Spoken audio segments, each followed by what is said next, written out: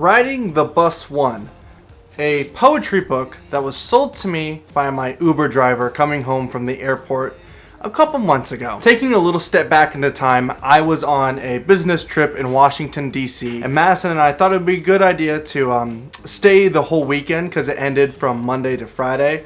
So we stayed the whole weekend together. We traveled around some states. It was a really great time. It was very, very fun. I had to be back at work on Monday, so on Sunday we were flying back and I started to get very, very ill.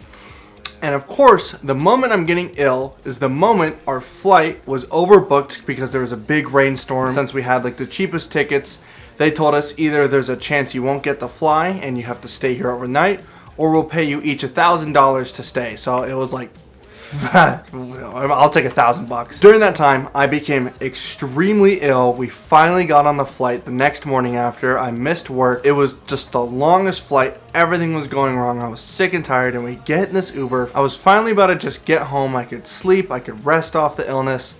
And then all of a sudden, we get the chattiest Uber driver of all time. Initially, I was annoyed. I obviously was not in the mood to be talking to this guy because I was just so sick. But he ended up being, he has a name, Louise. Louise ended up being an extremely knowledgeable person with you ever meet one of those people and they have a story for a story for a story and you realize that they have led a very, very interesting life? He was one of those guys, and he just kind of kept talking about a lot of his personal experiences and a lot about like race and gender and some pretty interesting things, but he had a lot to say. And at the end of it, he actually mentioned that he wrote 3 books in total, and that if we wanted to, we could buy one or all of them. I just wanted to buy one. I wasn't like forced into it or anything. He was very nice. He was like, oh, by the way, you can buy it if you want to. But I was like, buying a book that your Uber driver has written called Riding the Bus 1. I mean, I'd be kind of dumb not to spend $10 to see what this guy has. So I've had it for a bit. I didn't read it for a little while, and I've kind of been skimming through it for the past couple days, and I've just highlighted some of the marks that I found the most interesting. With the poem book, it's not something I typically read. I've never been too into poems. I've never been too into like art and very personal kind of wordage things, I guess. I don't even really know how to describe it. So honestly, a poem book was very, very new for me. I don't typically know how they work. I guess I've seen a couple. To me, I've always known them as like a page of like 100 to 200 pages of like really short poems, and there's like graphics usually in between them. I mean, like a page could just have like 3 words on them. And it's kind of more of like you open it up, you read a couple, and you put it down. It's not something you really like read front to back. It's just something that you have, and when you're interested in, you can just open up to a random page, read a couple poems, and then move on with your life. And I think it's pretty great. Another thing I also found very interesting, and I don't know if many other poem books do this, but at the top of each poem that he writes, and let's see how many there are in here. There's 101 poems. And at the top of these 101 poems, he writes the moral of them. I find quite interesting. To me, poems are very obviously subjective. Like the whole point of it to me is that there's like a lot left out and a lot left up to the imagination. So for a poem book to explicitly state the exact reasoning for this poem at the very top of each one of them is extremely interesting to me. Honestly, I really like it. You can kind of see the exact thought and purpose and reasoning he had to write the poem, and then see how he chose to word it and write it down. You know, it's not one of those things where it's like an abstract piece and you kind of put it together and there's a lot of theory. He specifically states exactly what the reason behind the poem was, what he wanted to put down into words. And then you can kind of see like the transition from the thought to the end result. And I actually kind of like it because you don't have to read the moral. You can go through it and not read a single moral and kind of interpret it by yourself. But I really, really, really like basically seeing both sides of his mind, like the very strategic and down to earth. Like let's pull up one. All right, we're gonna go to driver 44744. This is poem number 20 in the book. I got off the ramp, walked across to bus 76, was given the finger to go back. power behind his voice.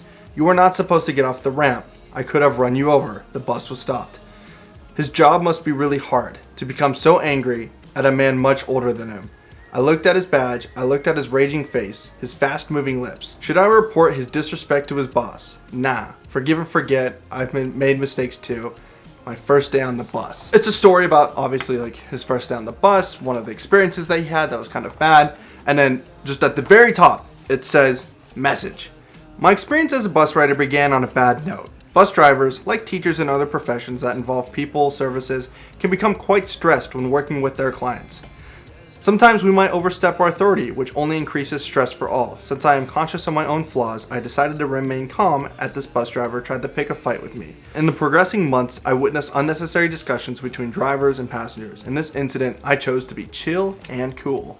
So, there's two things from this. One, he specifically states the incident that happened, kind of what happened, and like it's not up for interpretation. He's like, yeah, I was on the bus and I had a bad experience for my first time, but I think that people who work with other people can become quite stressed, so I decided to. He literally like explains the entire story, thought process, and reasoning for the poem, and gives a little bit of background information. I don't know if this makes any sense, and maybe I'm just like making this up in my brain, but it's just very odd to me that odd isn't a good word. It's very unique that he explains the exact reasoning for each poem every time. And I mean, even for ones that are a lot more personal, because flipping through this book, I mean, he talks about some very, very deep things I don't really want to touch into on this video, and I also don't really want to just spoil like a lot of the poems and read them all to you, because I think half the fun is getting this book for yourself. I would recommend it. I think it's a great poem book, and something too that I also really appreciate about it is it's very,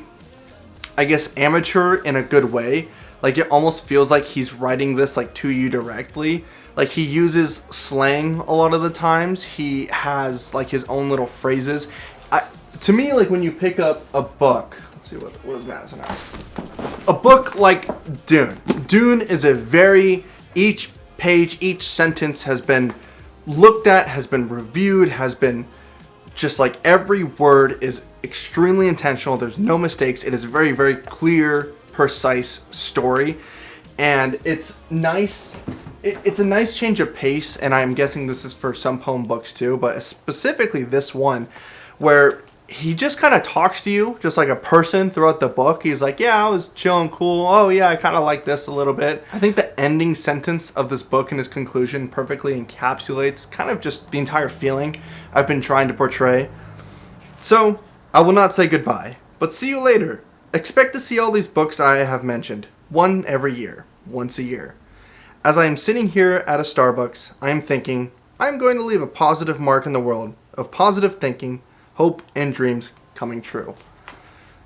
Like, there's no beating around the bush. He is literally breaking the fourth wall where he's writing the book, what the message he wants to bring, and what he believes he's bringing to the table with this book.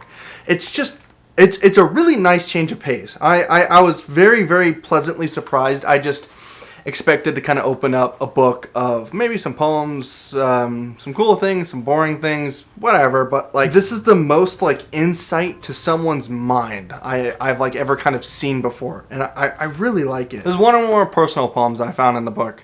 It's called Homeless Brothers, and it's poem 25. I have two homeless brothers. One is a Vietnam veteran, one deported to the streets of Mexico. Life is not fair. Why am I riding this bus? Why is he eating out of garbage cans? Life is not fair.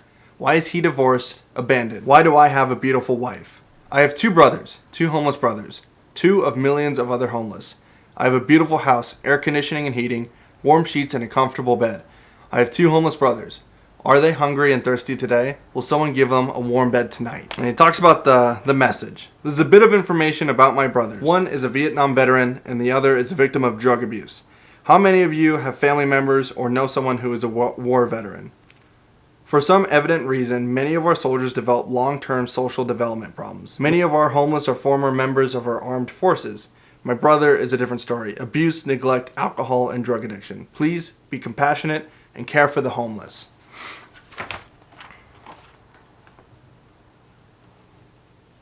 I like this book a lot.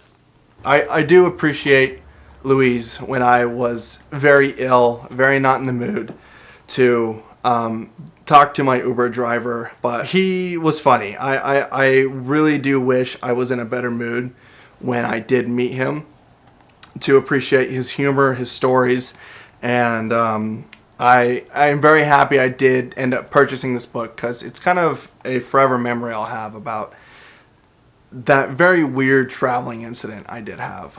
Speaking of traveling, funny enough, I am going to New Mexico this week, so there should be some fun things, and I'll see you on the plane tomorrow. Thank you.